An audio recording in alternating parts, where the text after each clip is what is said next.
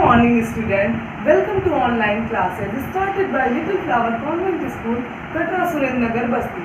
This is your Ritu teacher, and I teach you English grammar. I have already teach you about sentence and their two parts. That is declarative sentence and interrogative sentence. आज हम लोग imperative sentence and exclamatory sentence के बारे में पढ़ेंगे. Okay?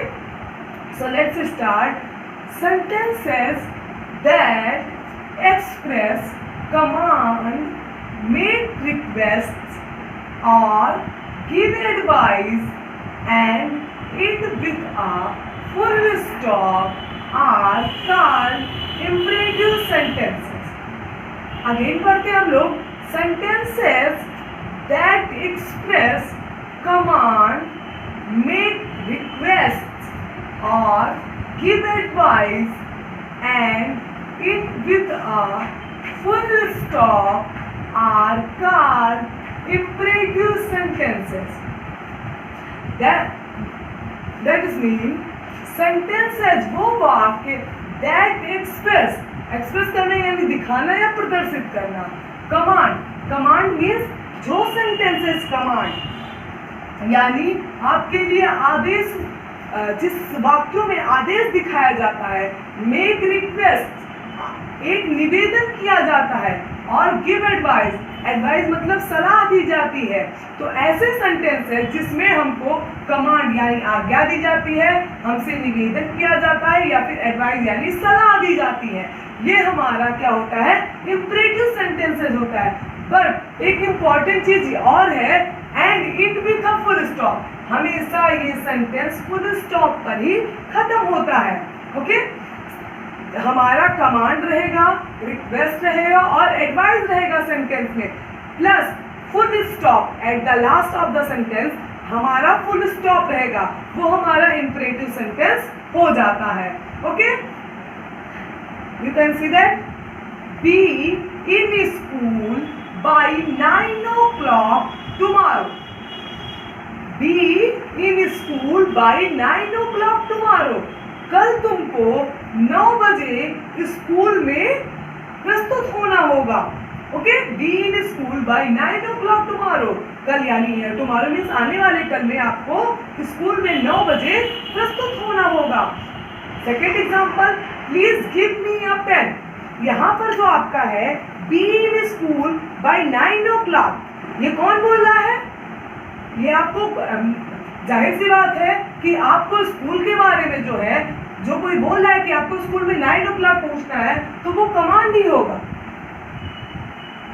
आपको command किया जा रहा है, आपको बताया जा रहा है, आपको आदेश दिया जा रहा है, क्योंकि जो आपको बोल रहा है वो आपके स्कूल का कोई टीचर है, आपसे बड़ा है, आपसे एल्डर है, तो वो हमेशा आपको कमांड ही देगा कि 9 बजे तक आपको, लेटेस्ट 9 बजे तक आपको कल स्कूल पहुंच जाना होगा.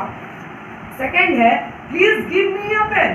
प्लीज गिव मी, प्लीज है यहाँ पर, तो आपको नॉर्मल सी बात है कि आपको पता चल जाएगा कि अगर प्लीज बोला गया है तो ये रिक्वेस्ट किया जा रहा है, ये मुझसे रिक्वेस्ट किया जा रहा है. तो यहाँ पे हम लोग क्या लिखेंगे, रिक्वेस्ट लिखेंगे.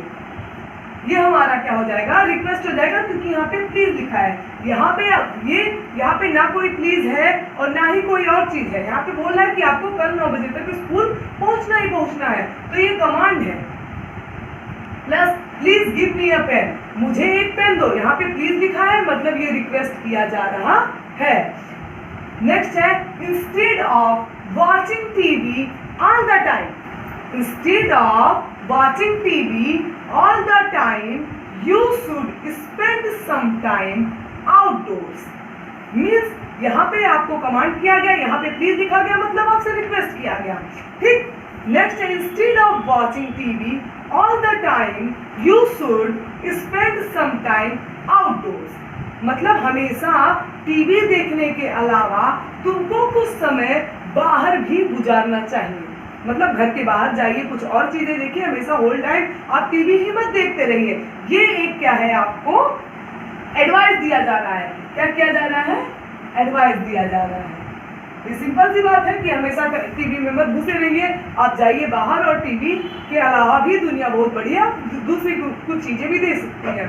ये आपको जो सलाह दे रहा है, ये आपका फ्रेंड भी हो सकता है, आपके एल्डर्स भी होते हैं, मम्मा पापा या फिर कोई भी हो सकता है, वो आपको एडवाइस दे रहे हैं।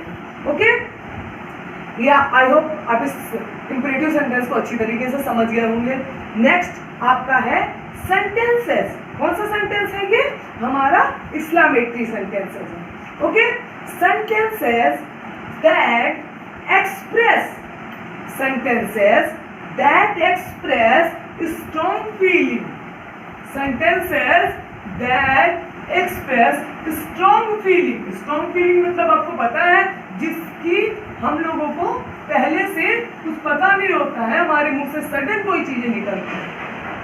ओके, स्ट्रॉन्ग फीलिंग और काफी जोर से निकलती है वो आवाजें, उसको हम लोग क्या कहते हैं? स्ट्रॉन्ग फीलिंग कहते हैं। जो हम सोच के नहीं रखते हैं कि हम कैसे बिहेव करेंगे या फिर क्या करेंगे। ओके, तो आप लोगों को डेफिनेशन तो आई होप लर्न होगी, क्योंकि ये आप लोगों को स्टार्टिंग से ही पढ़ाई जाती है, तो आप लोगों को ये डेफिनेशन लर्न ही होगी। चलिए आप पढ़ते हैं हम लोग इस्लामेट्री सेंटेंस।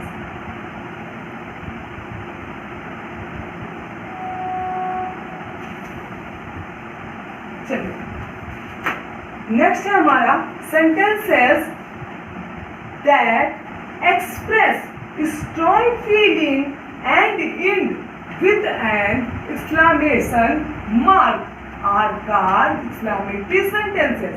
अगेन बता रही हूं मैं आपको, वो sentences that expresses strong feeling and end with an exclamation mark are called exclamatory sentences।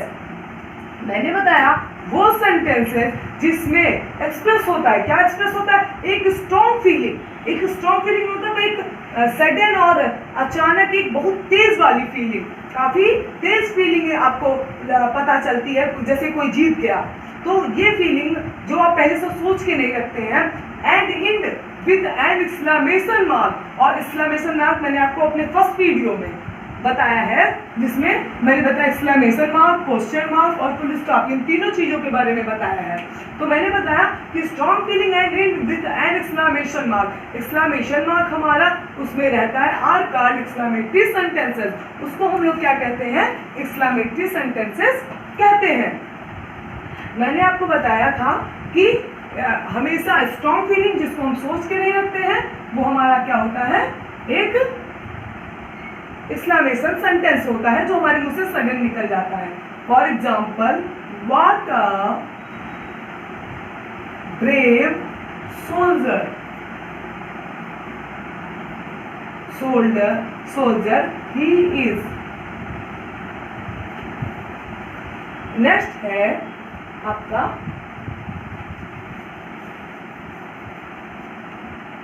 Second number example आपका है जो, वो है What a wonderful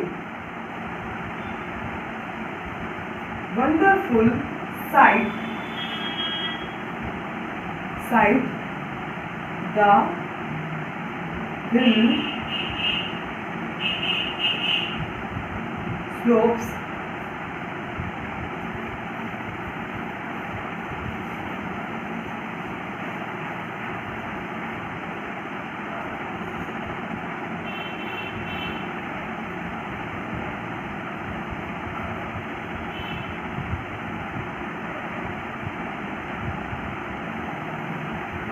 ओके। चलिए देखते हैं, व्हाट अ ब्रेव सोल्जर। जब हम लोग किसी सोल्जर्स की बहादुरी को देखते हैं, जब हम किसी सोल्जर्स की बहादुरी को देखते हैं, लाइक हम लोग जब देखते हैं कि हमारे बॉर्डर पे जो सैनिक लड़ रहे हैं और उनकी बहादुरी को देखते हैं कि उन्होंने अकेले कितने सारे सैनिकों को, विरोधी जो हमारे अपोजिट कंट्री के लोग होते हैं, उन लोगों को कितने सैनिकों को उन्होंने मार के गिरा दिया अकेला ही, तो हम लोगों के दिल में एक बात उठती है कि वाह, what a brave soldier he is. मतलब वाह, हम लोग इसको सोच के नहीं रखते हैं कि हम इसको बोलेंगे, जब हम देखेंगे तब हम सोच के नहीं रखते, हमारे मुंह से सडन वो फीलिंग आती है, what a brave soldier he is, कितना बहादुर सैनिक है वाह। वह कितना बहादुर सैनिक है। ठीक है, उसके लिए हम सोचते नहीं, वो स्ट्रॉन्ग फीलिंग और सडन फीलिंग होती है। What a wonderful site the hill slopes of the north eastern. हम लोग जब नॉर्थ ईस्ट के स्लोपिंग साइड्स को देखते हैं, स्लोप्स को यानी ढलानों को देखते हैं, जो हिल्स होती हैं ऊंची ऊंची, और उसके ढलानों को देखते हैं, तो हमारे मुंह से व्हाट अ वंडरफुल साइट, कितनी खूबसूरत जगह है। The hill slope of the north east. North east मतलब